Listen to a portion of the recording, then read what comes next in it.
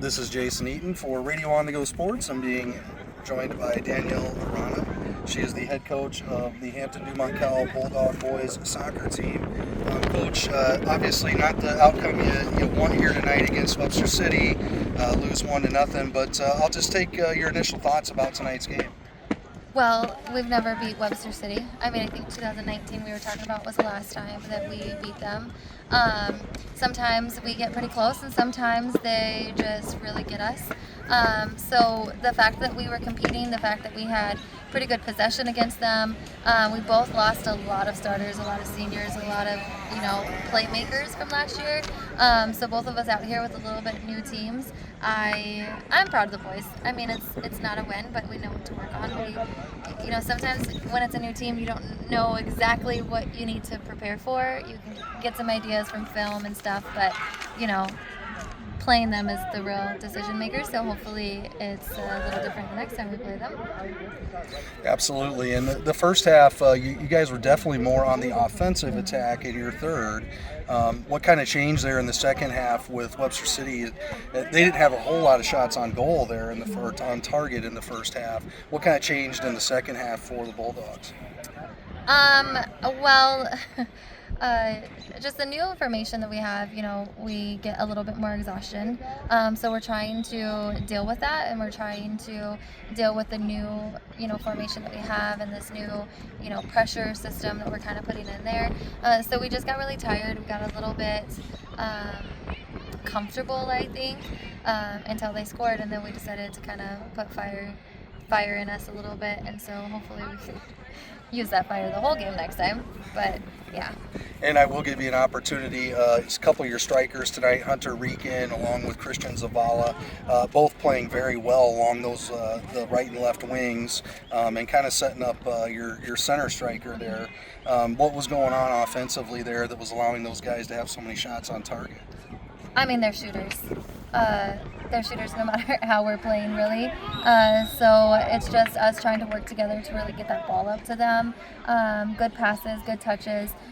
Just understanding that none of us are better than the team as a whole. So just getting that movement up there for those good shooters to just take their shots.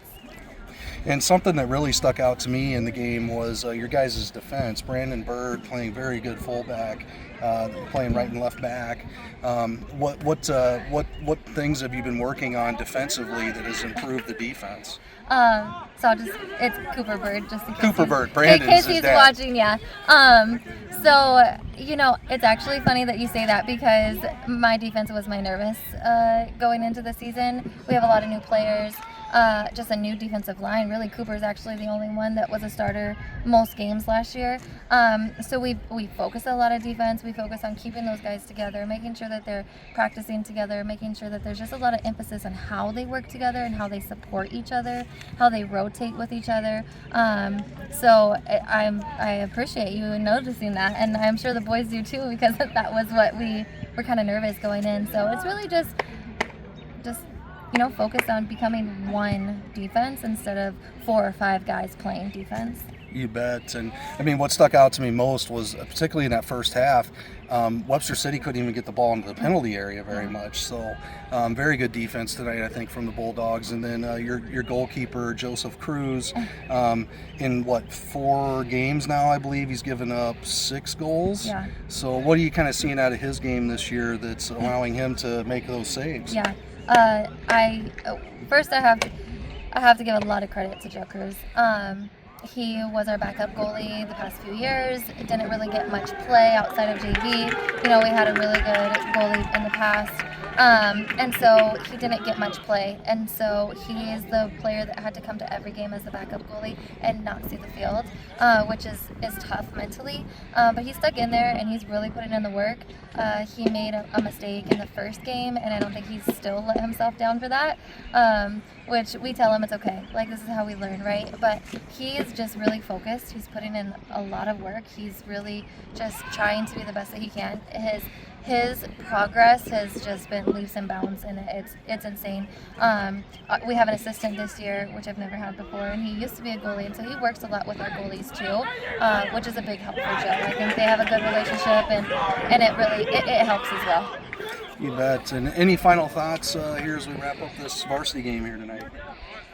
No. Hopefully next time we're talking about us against Webster, it's the opposite way around. But you gotta grow and develop somehow, right? You gotta find things that work and things that don't, and we'll learn from it.